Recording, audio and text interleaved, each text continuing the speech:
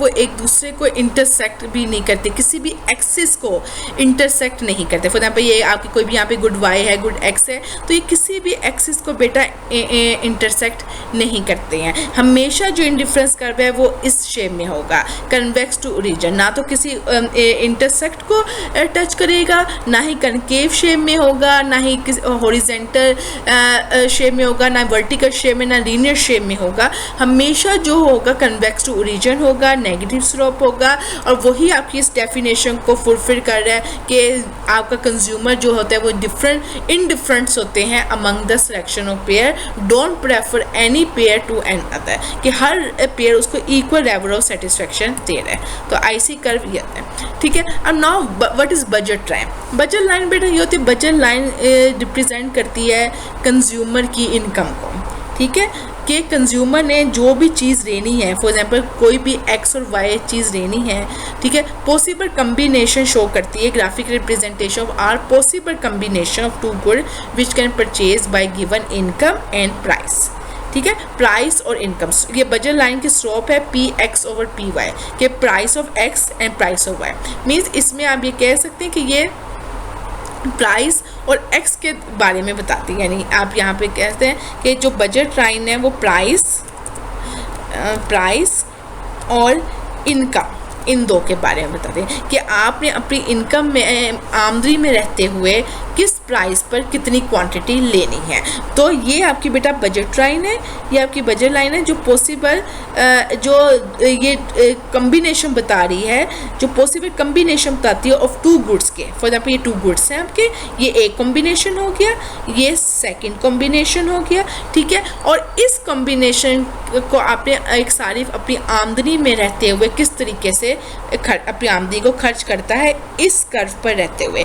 याद रखिएगा बेटा इस कर्व के जो नीचे है, यानी ये है इस कर्व के नीचे वाला एरिया है, वो सारी वहाँ पे कोई भी चीज़ नहीं रहता। क्यों? क्योंकि सारी यहाँ पे जो है जो चीज़ है वो बेटा चीपर है, इन्फीरियर गुड्स है, यानी उसकी क्वालिटी अच्छी नहीं है।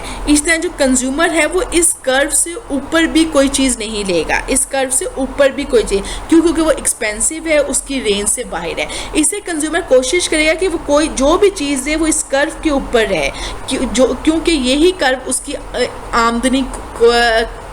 आमदनी का खत जाहिर करता है कि इस आमदनी में रहते हुए वो ज़्यादा से ज़्यादा अपने पेयर्स को सिलेक्ट करे और ज़्यादा से ज़्यादा उसको सेटिस्फेक्शन है। तो बजट लाइन इसको खते कीमत भी कहते हैं। What is budget line? यानी खते कीमत, जो शो करता है दो जोड़ों के कम्बिनेशन को कि एक सारिफ ने किस तरीके से अपनी इनकम को खर्च करना है मुख्तलिफ अशिया के जोड़े पे। फॉर एग्ज़ाम्पल हम ये कहते हैं कंज्यूमर की इनकम है 40 रुपीज़, ठीक है, प्राइस ऑफ एक्स, ये दिस इज एक्स, 1 रुपीज़ है, 1 रुपीज़ पर केजी हम ये कह रहे हैं। Price of for example price of Y 1 rupees है, प्राइस ऑफ एक्स 2 रुपीज़ है। तो देखिए अगर बेटा वो 40 रुपीज़, टोटल 40 रुपीज़ वो खर्च कर देता है वाई पे, 40 रुपये, तो उसके बाद कितने केजी आएंगे? फॉर एग्जाम्पल एप्पल 40 ना, तो ये 40 आ गया, एक पॉइंट ये आ गया आपका, ठीक है। अगर वो तमाम के तमाम 40 रुपीज़ एक्स गुड पे स्पेंड कर देता है, और income spend on x good, तो इसकी एक्स की प्राइस क्या है? 2 रुपीज़ पर केजी है, तो 40 के कितने केजी आएंगे? 20, तो ये 20, ये 2 पॉइंट आ गए बेटा आपके पास। आप यहाँ से लेकर यहाँ तक लाइन, अब इस पॉइंट्स पर बेटा आप जो भी कम्बिनेशन ले लो, ये वाला पेयर ले लो, ये वाला पेयर लो, वो सारिफ के खते कीमत को शो करता है, सारिफ के खते कीमत को ज़ाहिर करता है कि इस खत पर रहते हुए सारिफ जो होता है वो ज़्यादा से ज़्यादा तस्कीन हासिल करता है, ज़्यादा से ज़्यादा अफादा हासिल करता है, ज़्यादा से ज़्यादा लेवल ऑफ सेटिस्फेक्शन हासिल करता है। इससे ऊपर चीज़ें महंगी हैं वो नहीं रहेगा, इससे नीचे चीज़ें इन्फीरियर हैं, सस्ती हैं, घटिया हैं, वो नहीं रहेगा, वो इस खत के ऊपर रहते हुए ही चीज़ों को लेगा। फॉर एग्जाम्पल एक पेयर ये है 10 और 20 का, एक पेयर है 10 और 15 का, वो जो मर्जी पेयर ले ले इस खत के ऊपर हुए उसको ज़्यादा से ज़्यादा सेटिस्फेक्शन ही हासिल होगी। नाउ दिस इज बजट है। अब कंज्यूमर का इक्विलिब्रियम कहाँ होता है? आपने बेटा कार्डिनल थ्योरी में कंज्यूमर का इक्विलिब्रियम देखा था कि तमाम वो इक्वल हो जाते हैं, कि एक सारिफ अपनी आमदी को इस तरह से बदल बदल के खर्च करता है कि उसका मोतती मफादा बराबर हो जाता है। यही था कार्डिनल थ्योरी में। अब ये ऑर्डिनल थ्योरी है, ये खतूत अदम तरजीह की थ्योरी में कंज्यूमर का इक्विलिब्रियम कहाँ पे है बेटा? ये एज पॉइंट पे है। देखें ये मैं आपको बताती हूँ, ये एक्स एक्सिस हो गया, ये वाई हो गया, ठीक है। ये बेटा बजट लाइन आ गई ए और बी, ये बजट लाइन है, ठीक हो गया, ये बजट लाइन आ गई। अब बेटा आपने एक आईसी जो बनाना है ना, इंडिफरेंस कर्व आईसी इस तरीके से, वो बेटा बिल्कुल इस बजट लाइन के ऊपर बनाना है कि वो बजट लाइन और आईसी एक दूसरे का टेंजेंट हो, वो एज पॉइंट पर टेंजेंट है, ठीक है। ये इक्विलिब्रियम पॉइंट है।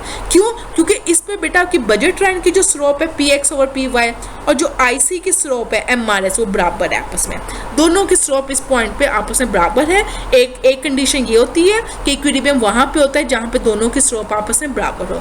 दूसरी कंडीशन क्या होती है? At that point IC is the convex to origin, यानी वही कि मुब्दा की जानिब मुहद्दिम है, ठीक है। अब जो इसके नीचे वाला आईसी है, यहाँ पे वो बजट लाइन को टेंजेंट नहीं कर रहा, दोनों स्लोप आपस में बराबर नहीं है। इस वाले आईसी पर भी दोनों स्लोप बराबर नहीं है, तो ये यहाँ पे इक्विलिब्रियम पॉइंट नहीं है। एक कंज्यूमर का equilibrium point under the IC theory as पे है, यहाँ पे उसकी स्लोप ऑफ आईसी और स्लोप ऑफ एमआरएस दोनों आपस में बराबर है। कि आपको स्लोप ऑफ बजट लाइन क्या होती है? Price of X divided by price of Y.